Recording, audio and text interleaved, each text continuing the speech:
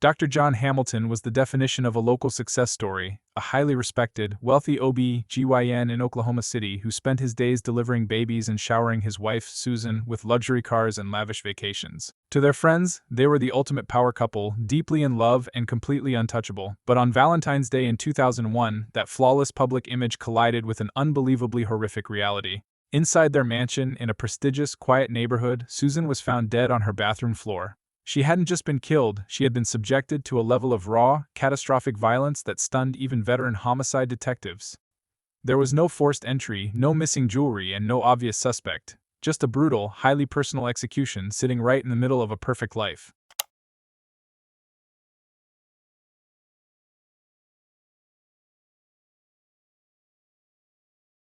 On the morning of February 14, 2001, the quiet, affluent neighborhood of Quail Creek in Oklahoma City, Oklahoma, became the focal point of a horrifying crime scene investigation. Paramedics and police officers rushed to the home of Dr. John Baxter Hamilton, a prominent 53-year-old obstetrician-gynecologist, and his 55-year-old wife, Susan Hamilton.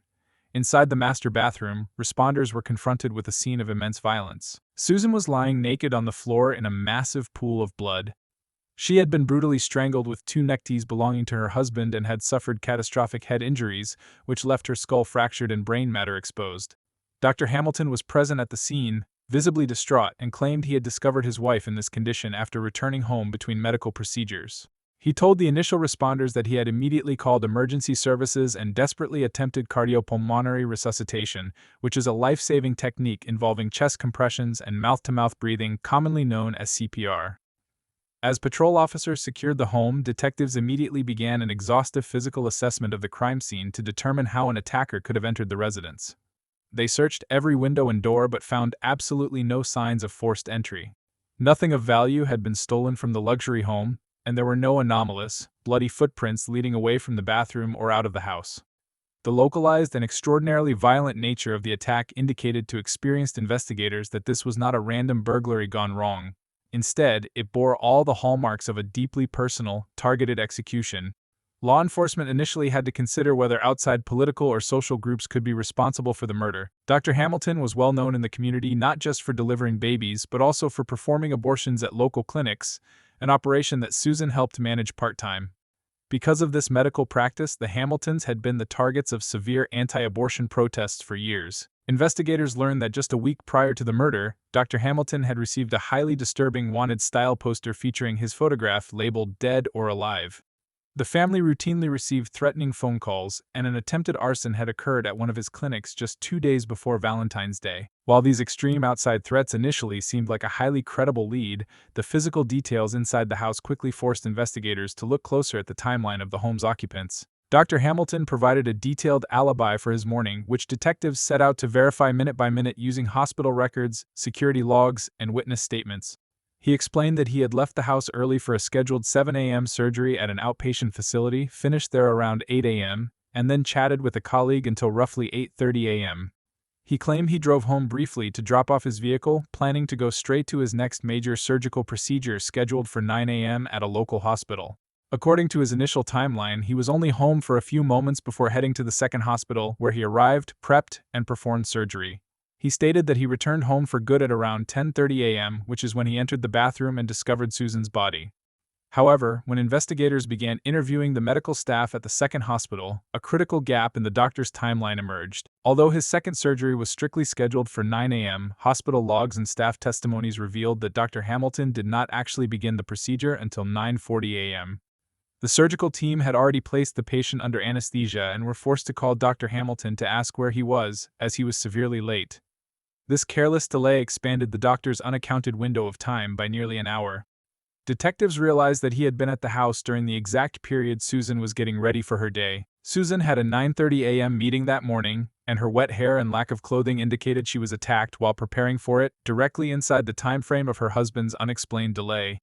While analyzing the master bedroom and bathroom for physical clues, investigators discovered a Valentine's Day card that Susan had left for John. The handwritten message inside immediately cast doubt on the public image of their perfect, 14-year marriage. Susan had written that she purchased the card 2 weeks prior, adding that the sentiments inside did not seem as appropriate now, though she still loved him.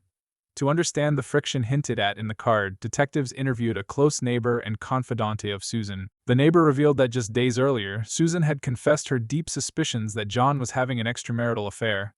Susan had noticed her husband receiving dozens of secretive phone calls that he refused to answer in her presence.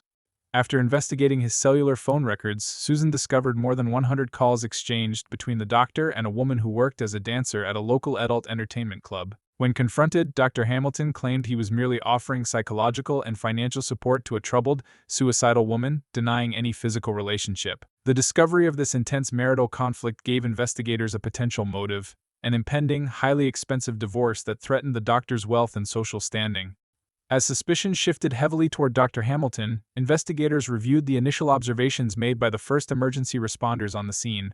A responding firefighter gave a highly damaging statement regarding the doctor's alleged life-saving efforts. The firefighter reported that when he walked into the bathroom, Dr. Hamilton was performing a highly unorthodox motion, placing one hand on his wife's upper chest and the other on her stomach, pumping up and down. As a licensed medical doctor with decades of experience, Hamilton would routinely know the precise, standard mechanics of CPR. Furthermore, despite the massive amount of blood covering Susan's face and the surrounding floor, there was absolutely no blood on Dr. Hamilton's lips, chin, or face. This lack of transferred fluid strongly indicated that he had never actually attempted mouth-to-mouth resuscitation as he claimed. The doctor's behavior following the discovery of the body further alarmed law enforcement. While being held in the back of a police patrol car for transport to the station, officers observed Hamilton acting erratically via a closed-circuit television security camera mounted inside the vehicle. He was aggressively scraping his hands and knuckles against the wire mesh screen separating the front and back seats and repeatedly pounding his face against it. Supervisors suspected that his bizarre self-inflicted actions in the patrol vehicle were a deliberate attempt to mask defensive wounds, scratches likely inflicted by Susan as she fought desperately for her life against her attacker. Forensic teams conducting the autopsy and crime scene reconstruction discovered highly specific patterns in the blood distribution that contradicted the doctor's narrative. Inside the bathroom, investigators noted a heavily stained washcloth sitting directly inside a pool of blood, suggesting that someone had started to wipe down parts of the scene but stopped abruptly when time ran out. More importantly, when the state's forensic analysts examined the clothes and shoes Dr. Hamilton wore that morning, they discovered high-velocity blood spatter. Blood spatter analysis is a forensic discipline that studies the size, shape, and distribution of bloodstains to determine the direction and force that created them. The state's expert, Ross Gardner, analyzed the doctor's left shoe, which Hamilton claimed he had taken off while trying to resuscitate his wife. Gardner testified that the fine mist of blood on the inside and top of the shoe could only have gotten there if the shoe was off his foot, upright, and directly exposed to the airborne spray generated at the exact moment Susan's head was being struck with a heavy object. Additionally, forensic investigators swept Dr. Hamilton's vehicle and discovered minute traces of blood, tissue, and hair matching Susan on the steering wheel, the driver's side door panel, and the driver's seat. Dr. Hamilton provided an explanation for this, stating that after finding his wife and calling 911, he realized his car was blocking the driveway and would prevent the ambulance from getting close to the house. He claimed he paused his rescue efforts, ran outside, moved the car, and then ran back inside, which accounted for the transfer of biological material. However, crime scene technicians noted a fatal flaw in this explanation. There was no continuous trail of blood drops leading from the bathroom, out the door, and into the driveway. The prosecution's theory was that after committing the murder, the killer took a quick shower in the guest bathroom, ran the hot water to wash away evidence, poured cleaning solutions down the drain, turned up the central heating to dry the stall rapidly, changed into completely fresh clothes, and placed the blood-soaked attire and the missing murder weapon into a bag before driving away to his second surgery. In December 2001, Dr. John Baxter Hamilton went on trial for first-degree murder in Oklahoma County. The prosecution, led by District Attorney Wes Lane, presented a circumstantial but highly detailed forensic case based on the timeline, the hidden marital strife, the odd behavior in the police car, and the blood spatter on the shoes. Recognizing that the state's blood evidence was incredibly damaging, Dr. Hamilton's defense team made a strategic decision to hire Tom Bevel, an internationally renowned forensic consultant and former Oklahoma City police officer who co-authored textbooks on bloodstain pattern analysis. The defense hoped that an expert of Bevel's caliber could successfully argue that the blood on Hamilton's clothes resulted purely from accidental contact during frantic CPR attempts. When Tom Bevel took the stand as the final witness for the defense, his initial testimony went well for Hamilton, as he explained how certain larger stains on the shirt could have occurred during medical treatment. However, during a pivotal cross-examination, the prosecution pushed Bevel to examine a portion of the shirt's sleeve that had not been heavily emphasized. Bevel, bound by his professional ethics and forensic findings, looked across the courtroom and delivered a testimony that shocked the defense. He pointed out a specific pattern of tiny, misted blood drops hidden inside the right cuff of Dr. Hamilton's shirt sleeve. Bevel testified that this particular pattern was cast-off spatter, which occurs when blood is thrown from a weapon or a moving limb during repeated impacts. He concluded under oath that this evidence was entirely inconsistent with CPR and was, in his expert opinion, most consistent with the person wearing the shirt actively swinging an object to strike a bleeding victim. This dramatic revelation from the defense's own hired expert completely shattered the doctor's remaining credibility. The defense scrambled to argue that the sleeve spatter could have been caused by air bubbles popping from the victim's mouth during chest compressions, but the explanation failed to sway the courtroom. After a highly publicized trial, the jury retired to deliberate. It took them less than 2 hours to reject the intruder theory and find Dr. John Baxter Hamilton guilty of the first-degree murder of his wife. 2 weeks later, the judge sentenced the former physician to life in prison without the possibility of parole.